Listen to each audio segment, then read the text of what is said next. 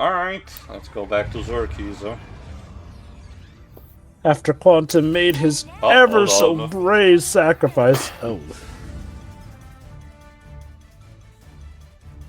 My people. I did it.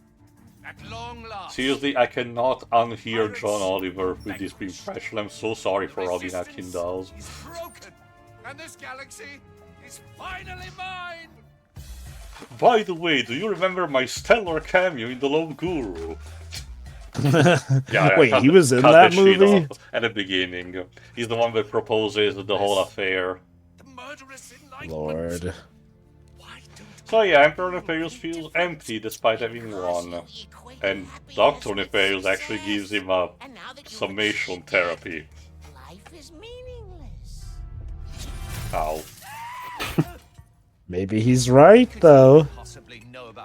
This serves to show again the big character problem for Nefarious, that his core is basically just a psychopathic child, kind of like. But again, it makes you wonder how has he won up until this point. It took me years just to figure out the coordinates for this one. That's because you forgot the first rule of road tripping. Always bring a map. Unfortunately, you know, if you play Hell East US, you know, don't get that luxury. Map in the archives. He's going to Savali. You catch all that, Rivet? Got it. We'll meet you there. So I think yeah, if anything, Road to though, Xerxes cancelled, we go back to Savali instead. Oops. Go on. I think if anything, Dr. Nefarious should have brought up the obvious fact that you haven't actually beaten Ratchet Clank, and the Emperor should know since he saw them get away technically. Actually, which, you know, apparently maybe... he didn't. Like, I guess he believed them to... Yeah, like I said, I think what they go through with the idea is that he is so accustomed to winning that he not noticed the amount of resistance and, you know, potential way of getting out of danger that Ratchet Clank did. Remember, he also put Rivet into the tunnel zone, but she got out of that easily, but he probably believed that he had got rid of her as well. See, now, to be fair, that one makes more sense since last he saw she was sent into that dimension. Here, though, unless his peripheral vision is incredibly messed up, he should have noticed Ratchet Clank didn't fall into that portal. If you watch the cutscene, you will note that he gets back into the portal before the barge gets consumed immediately. See, this is what I mean. The game wants to build up the idea that Emperor Nefarious has been unbeatable up until this point, and this is the beginning of his downfall and everything. But all elements still suggest that he is just as much of a screw-up as Ratchet's dimensional Dr. Nefarious, if not more, potentially. The two things don't gel, and I'm sorry to say, it's probably because the narrative wants to have a villain that is both intimidating, but that can give to the player a sense of hope in taking down, instead of someone that is too oppressing, potentially. If anything, I would have at least had the Nefariouses work together as well as Eggman and Eggman Mega work together in the Rush games. In one of the earlier drafts, because one of the data mine things that people find out is an unused boss fight against both Nefariouses. Also, this. So now we've got Bone Goons? Bone Goons. Of course we do. Yes! Bone Goons! Oh my god. Oh. I guess they're down to bone, y'all. What is happening? They just... Also, wow. between this and DK Bonanza, what was these, you know, the idea platformers done around these years with just having skeletal, you know, versions of the regular books, you know, as a major plot choice? Well, I mean, to be fair, Mario's had them for a while before I did Drybones. Drybones, you're correct, sure. It's to be spooky, I guess. I mean, it works. The Drybones creep me out. Well, mostly because they're invincible, you know. Not to say that it cheapens the whole thing, but you know, if you make your threat absolutely impervious to whatever means of offensive that you have, of course it's gonna be, you know, more, you know, increased attention. Anyway, let's see if we can find the dimensional map. That's why the troopers does Oh, thousands. in case you're wondering what That's happened, it. one of the agents of Doom followed me and exploded because the game is registering that, you know, they had to respawn. Did you hear? I Did you love feel it. something, Clank? We'll No. get back. It makes Ratchet look like he's doing a "this is fine" bit with the fire all around him. Are Gary and the monks safe? We'll find them. Good luck up there. So yeah, for this section you switch up between Ratchet and Rivet. Based on the structural noise, While the Ratchet is Emperor down on ships, the ground on Savali, Rivet assets will went storm up the level. Let's the hope maps main are Star Destroyer, I guess, of Nefarious. It's a very short section, it doesn't even have a map. I get the idea they just constructed this set piece, you know, just for, you know, for this section. They did not even put collectibles in this, so you don't have to worry about missing anything. I swear, this room reminds me of a level from a previous game. Oh god, which one A was cracking it? time, the Vorselon ship, probably. I feel like I was thinking of one from... Oh wait, no, yeah, that might be it, actually. I feel like I was thinking of something from Q-Force or Into the Nexus, or maybe even Not Alpha really, One. no. Well, But yeah, no. because I could go tell on. maybe the second level of All for One, where you're inside the, you know, the actual base, but it's not as dimmed in color. Even compared to Vorselon ship, this is more muted, of course, because it represents, you know, how grim the situation is with Emperor Nefarious compared to how more wacky and Lord Vorselon was. But yeah, no, it's interesting how almost every shortcoming we've had with this game can be drawn to, something must have happened in development to draw back that, because I feel like, again, I don't know if maybe this was something that the writers clashed on, but it does feel at times like sometimes this universe goes, hey, we're this character, but better, essentially. Like, again, Captain Quantum is, I guess, a more noble version of Quark and whatnot, since he selflessly sacrifices himself to Ratchet Shock, which, again, I feel is a bit contrived. Like, again, Ratchet gives a whole speech about how Quark's great, and yeah, by this point, Quark's a lot better, but then they suddenly have Ratchet act surprised that Quantum saved them, It's more as of a if you case wouldn't of- expect that. But it's also more of a case where Quantum was not a hero up until this point, but the moment he heard about Quark, he wanted to be more like him. So if anything, it's more of a case where, you know, Quark is more inspirational as a figure rather than having a character be automatically better than him. You know. I think my issue just tied into the fact that, like you said, we don't get to know much of Quantum, so if anything, it feels weird that Ratchet is surprised if that's the case, because he hasn't gotten to know Quantum that well, even. Mostly because, I think it's also because, you know, if you pay attention, the whole section was Quantum wanted to tuck tail and run away like a coward. Ratchet's surprise, it's more of a case that he did not, you know, run away and actually decide to sacrifice himself more than anything. Anyway, let's get to repeat also this sequence, just with Rivet. Emperor Nefarious. I've been waiting for this. That doesn't even look like him from behind. Wait! Hi, Gary. Like, how did you see what was clearly not even the right texture for his head and think that was him? Coming back Ow. towards body meditation. Oh, that's smart. What are you doing here? The Emperor captured me after he discovered I'd hidden the dimensional map in an anomaly. So he doesn't have it yet. No, but he's opening rifts willy-nilly to get to it. Oh, another mocap cutscene. Don't you find it a little bit suspicious that he left you there not even tied up? Good news and bad news. I'm sure it's nothing important. Let's get back to Ratchet so we can find a place. Bad news, the Emperor's not here. Good news, we're with Gary. He says the map's hidden inside a dimensional anomaly. In the catacombs, you can get down there by activating the excavation towers. It's always the catacombs. Obviously. Again, to be fair, this was a place where the Lombaxes apparently had a pit stop or something, so it makes sense.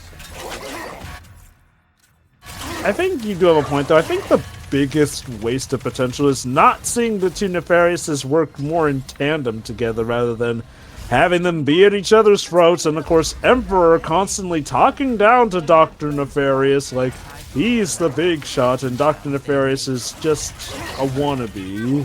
Which again, to be fair, it's more the game building up to, you know, to showcase how wrong he is. If you know anything about storytelling, you know exactly where they're going with it. Yeah, but it's like, even if you know the destination, sometimes the journey can feel... It's kind of like with the lie revealed, you know... Yeah, if you're more okay with sustaining that, you'll have a better time, but, you know, it's not a guarantee.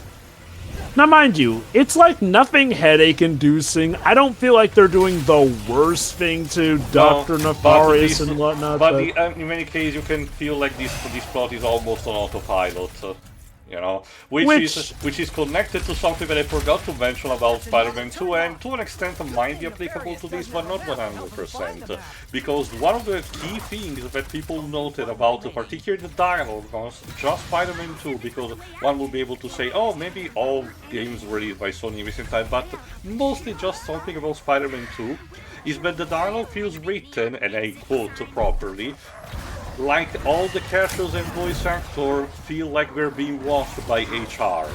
So the dialogue tends to have no bite, and the story does not take a lot of risks, and the ones that it does just feels like they lack reasoning. The thing that I mentioned a few parts ago about, you know, Peter getting, you know, crushed by a fridge. Again, I know that the story tries to build up the fact that he's already weakened by Craven the Hunter's attacks, but Peter still should be able to not be, you know, impeded by such a thing. No wonder when people attach themselves to that as a meme. Unfortunately. That is all right. We will defend you. Guess we have to go down, huh? All right. Let's get down into the catacombs. Ow. How did it fire hit me? Anyway, this is also where you walked into it. This is also where you get to the last section with Glitch, so let's also get that out of the way right now. Again, I do think a lot of it comes down to this was their first Ratchet Clank game in a while, and based off of all the potential power struggles in the writing department especially, maybe they just defaulted to playing things safe for the first installment in years. I pray that the Wolverine game actually turns out to be decent, at least on a plot level. I'm sure that on a gameplay level it will be satisfying, because that has been the consistent thing with Insomniac. Again, even when the plot is not really particularly great, at the very least they are an enjoyable experience to have. Closest thing I would say that it contradicts that statement would be the Resistance games, but you know, those were more experimental than anything. But again, even the worst Ratchet Clank game you still had a level of enjoyability, you know, and same goes for the Spider-Man game. Spider-Man 2, like I said, had this level of weirdness in plot and writing, but it's still fun to play, you know.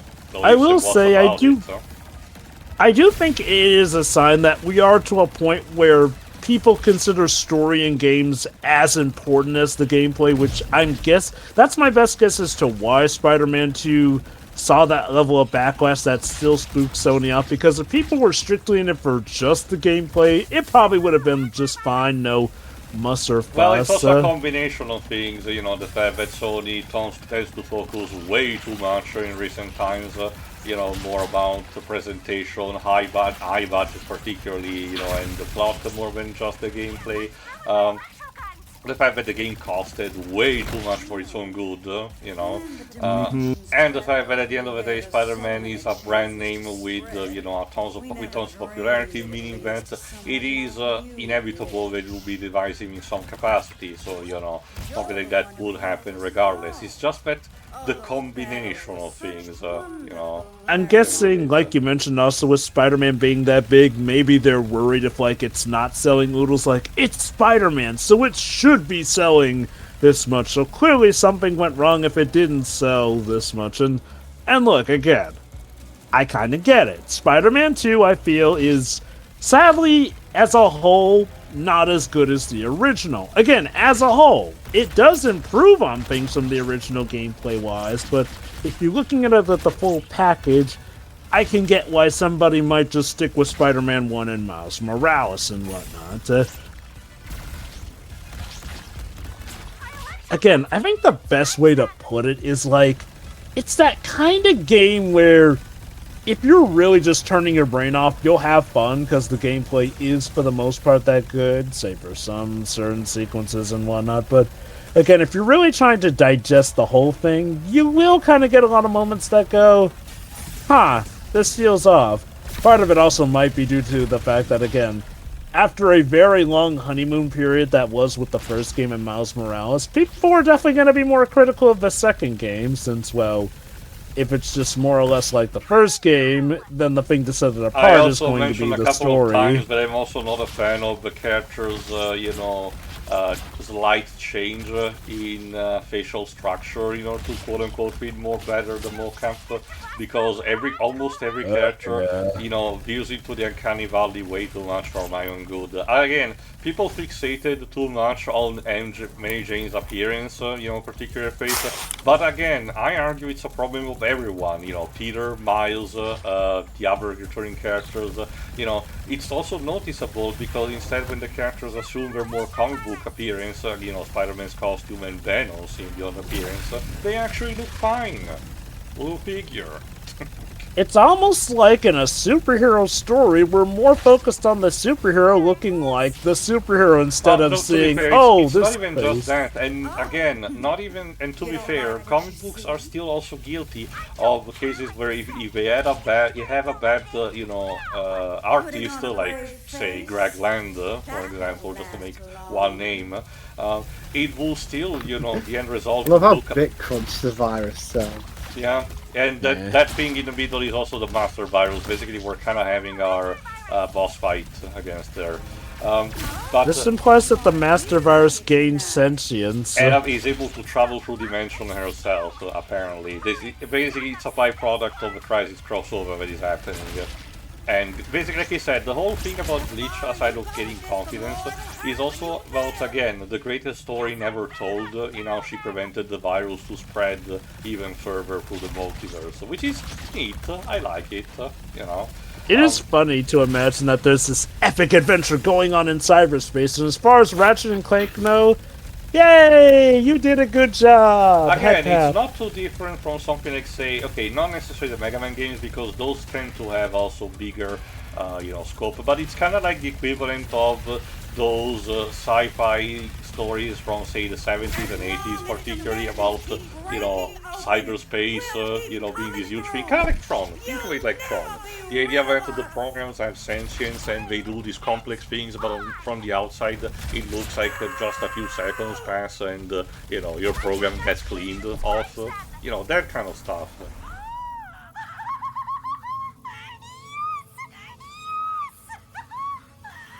Oh God, she's happy.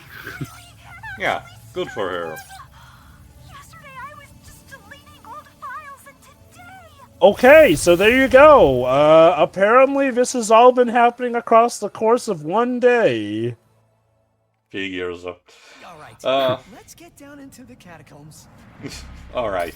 But no, and again, I will say, if you get a bad artist, like, again, just an example, Greg Land, of course you're gonna get the characters' faces, contorting like their mashup patty or something like that. It's an unfortunate kind of thing that happens, but video games do have the potential to be kind of better on that, and the first Spider-Man game, and arguably also Miles Morales, were fine on that front.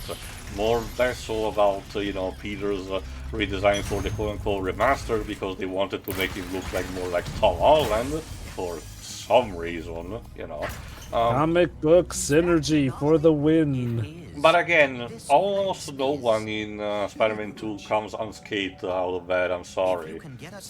Okay, I really do have to wonder, like, on the one hand, I do get when mocap is used to help make the process easier, but then there are some times where it feels like people just want to use mocap so that they can boast, we used mocap, yo! And also that we can employ, important actor from Hollywood, so that our product feels like it has more dignity. Kojima! But it's not even just, I guess Kojima premiered that, but again, Sony in particular has kind of that knack to do it. Again, Christopher Judge for the North Saga of God of War, for example.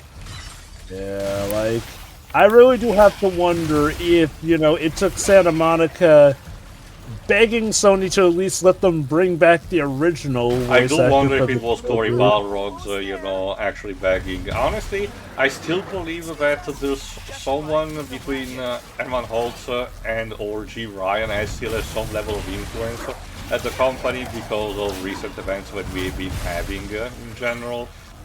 So who knows when things properly will change. But it is nice that at least, Santa Monica is trying to, tell to all those stupid journalists to shut up that the Greek saga still, matters in some way and can be,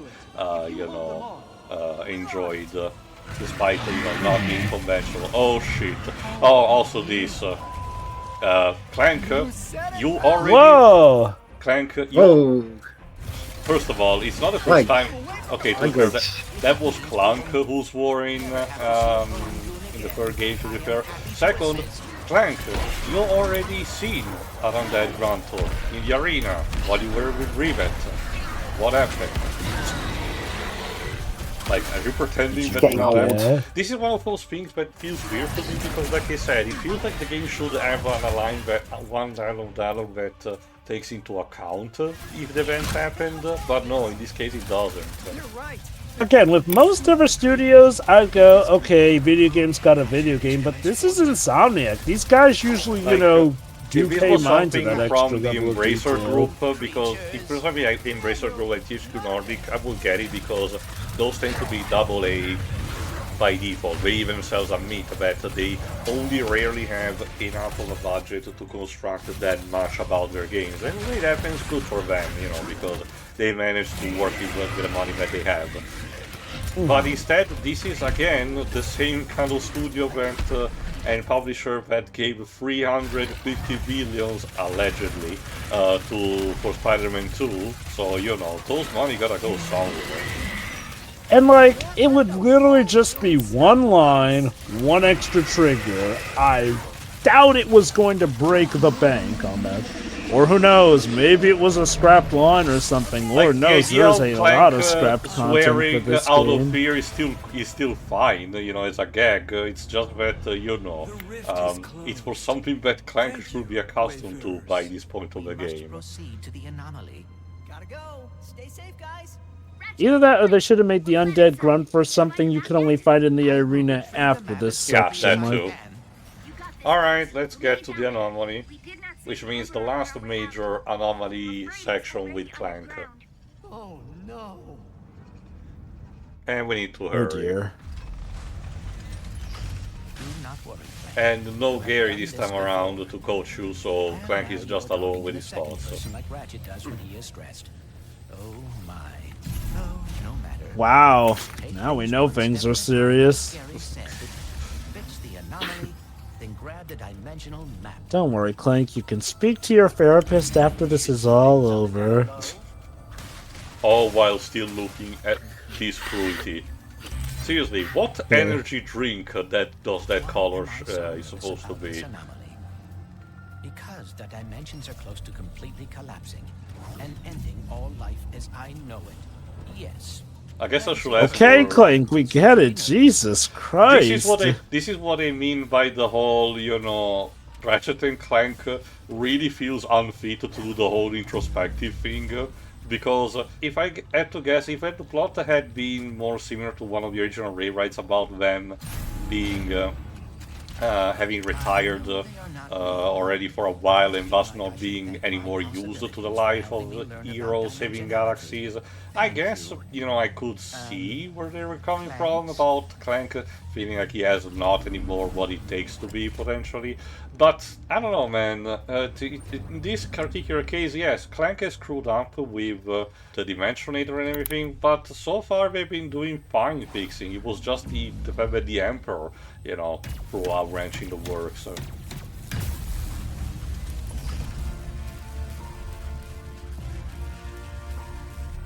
It feels like half the time this plot wants to be, another shenanigan of the week, and then other times it feels like it's trying to up those stakes again.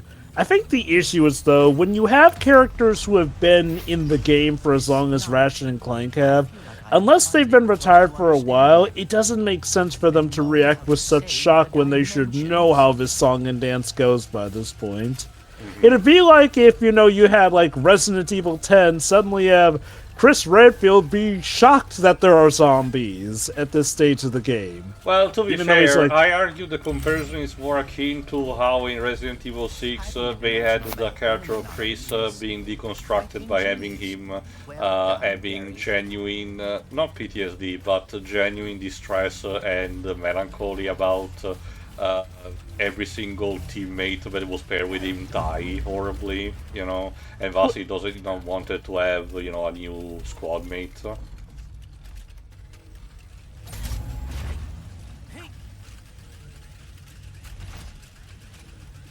I do get what you mean. It's like, at least there it makes sense, since it wasn't so much the fatigue of zombies, it was more so the fatigue of losing his men, which, hey, credit to Chris, by the time of Requiem, he finally keeps a squad mostly alive in that game, thank goodness. Guess they figured we should throw him a bone at that point. And a better stylist, because the way he looked in 7 was hideous. Jesus Christ. And yet, for some reason, they gave him Carlos's voice actor for 8. Again, was Ratchet Clank not available or decided to not return for the role? He was fine. I don't remember a good chunk of, ever since 7, a good chunk of the voice cast has been, was replaced. Yeah, which I really don't like. You had such a good iconic one at that point. You didn't have to get rid of them. Both Roger Craig Smith as Chris and Matt Mercer as Leon. I argue they were both fine. Yes, I know that Resident Evil or OG Resident Evil 4's Leon is also more iconic, but again, by the time of 6, I argue, Matt Mercer was just doing fine for the role. Even more annoying, they seem to have done away with DC Douglas as Wesker if the remake of 4 is anything to go by. If you know anything about him, he really loves the role. Apparently, at some point they got shifted to non-union. Oh, goody! So it was literally the gag from The Simpsons. Is the actor available? Then give me his non-union equivalent. Lord.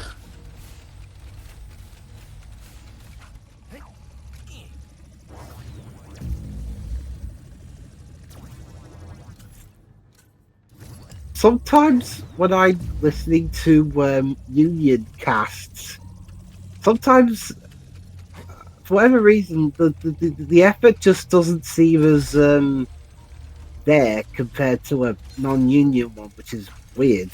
Well, that depends on a multitude of factors. With like, for instance, voice direction and the equipment that they have. Because one thing that I didn't notice absolutely is that a lot of time, for some reason, specifically for English dubs, they have some level of audio malfunctioning. Either the equipment is not spot, or the characters are directed, the voice actors are directed to sound as close to the mic as possible, almost getting, mic peaking a couple of times, Bit of Teoskiven ASMR there. Well, you get what I mean. Sometimes it happens, even for high production like The Lion King 2019, for example, And in some cases, I wonder if it's a case of them having to sometimes record from home. I know that was definitely a thing in 2020. It happened for the pandemic, for example. That was more of a necessity than anything. But you get to hear voices in other languages, like France, Spain, and of course Japan, for example, even my country. And we rarely do not really have these problems. So I don't know what happens, But it does boggle the mind. It's all a combination of factors, Blaze. At the end of the day, the people themselves potentially are not the problem, but rather the circumstances around them.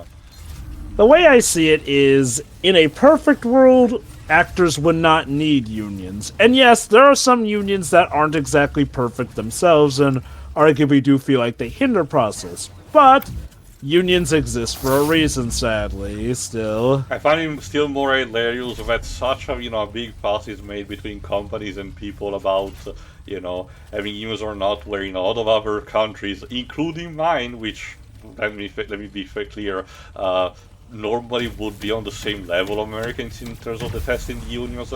They've been a thing since pretty much the 60s, 70s, because a lot of people campaigned for them, and only recently the US are catching up. But again, not the time. Third and final set of puzzles. This may be it. The final puzzle. The knowledge sorry, is in Clank, the no back of peek my rats. mind. Absolutely electric. Oh, it's good that he has time to crack a joke, even with the fate You know what? of all reality. Okay, I need to pay attention more to look back to the dialogue potentially, but I don't think Clank had his signature, Scooby-Doo style laughter in this game. I am just as likely to succeed. To be fair, I think I mentioned in the early parts about it is a bit noticeable. Not all the time, but it's a bit noticeable. But David K is at a point where he's really kind of struggling with the role. And to be fair, I get it. These people are not getting younger any day now. But maybe that's the reason why they did not actually bother to have that included, potentially. I don't know. I do find that a bit ironic, since I always presumed that Clank would be one of K's, easier voices to do. Well, that depends. He's still doing a bit of an impression. If you notice from the behind the scenes from Going Commando, you did notice that he had to have a specific way of actually saying the lines, not just with the impression, but also the kind of tone that he has to have and so on, That is true. If you're It seemed like... Again, for something like what he did more recently, like, I forgot the name, one of the Celestials from the movie Eternals, they did put a filter on him, but otherwise he was just doing his normal voice. Or hell, let's keep it on video games from Insomniac, but he had to voice the protagonist of Resistance in Resistance 2, because in the first game he never talked, but in the second he did. He was using just his regular voice and he was fine, I guess it's like he seems to have definitely good experience with voicing robots, that I presume Clank was... Well, okay, obviously when he was first learning the voice, it was a learning curve, but I was under the impression that Clank was one that he pretty much had down pat, to the point where, even in older age, Clank would be relatively a snap. But then again, who knows? Maybe with the inflections he has to use with Clank, maybe even despite the fact that Clank is monotone, it's the tone and pitch that can be a bit tough for him these days. There you go. Also, this is probably a coincidence, but those gates look suspiciously like the gates at Epic Universe, complete with the symbols and everything around the arc. I'm gonna trust you on that, because I don't know what exactly you're talking about, and we're about to have an important cutscene.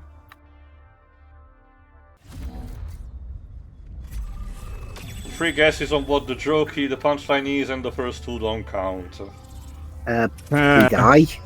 Oh, hold on. Ratchet, I Did it! Hooray! Yeah, of course. Now hand it here so I don't have to send your friend's head to Torren 4.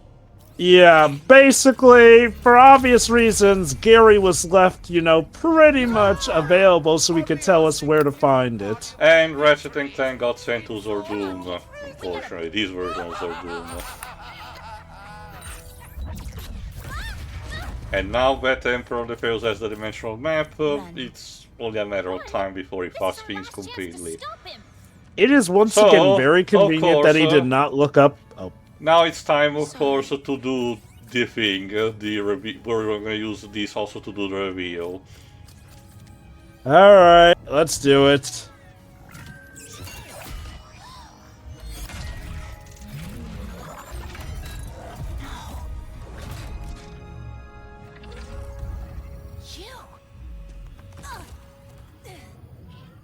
It was you!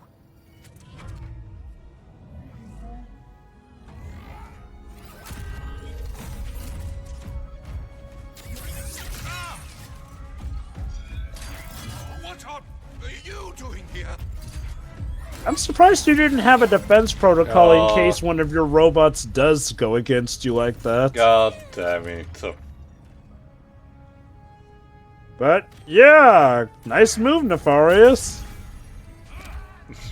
What a So show of gratitude. So that means she just revealed her secret for nothing, basically. Well, she was not counting for that. That said, I'm surprised that the almighty Emperor didn't have, like, a security protocol in case one of his literal battle drones turns on him like that. I guess that was the protocol. Yeah. No, it wasn't. Dr. Nefarious literally came to his rescue. Again, it's all about, the idea is that he has too much of an ego to expect even such a thing to occur, I guess. But, So Ratchet and Clank are captured, Kit's been zapped, what will Rivet do? well, that we'll find out next part, where we go to Zordoom Prison, at least the equivalent of his universe. See ya. See ya. Yeah.